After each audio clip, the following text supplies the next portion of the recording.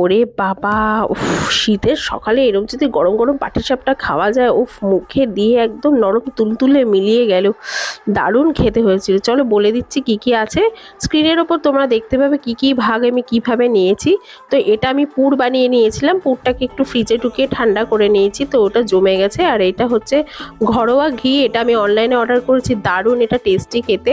তোমরা যারা যারা চাইছো তাদের আমি লিঙ্ক দিতে পারবো, মেসেজ করো। আর আমি সাদা তেলের সঙ্গে ঘি মিশিয়ে নিয়েছিলাম, একটু গরম করে নিয়েছি যাতে ঘিটা পাতলা হয়ে যায়। আর তোমরা ব্যাটারটা দেখতেই পাচ্ছ কতটা পাতলা, কতটা থিকনেস।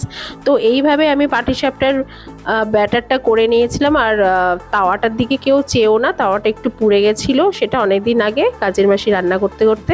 তো এটা সুন্দরভাবে গুড়টাকে দিলাম, দিয়ে এইভাবে দেখো কি সুন্দর নরম একটা মোলায় পাটিসাপটা তৈরি হয়ে গেছে। খেতে দারুণ টেস্টি। তোমাদের যদি ভালো লাগে অবশ্যই ভিডিওটা লাইক করে দিও, সাবস্ক্রাইব করো। দেখা হচ্ছে পরের ভিডিওতে।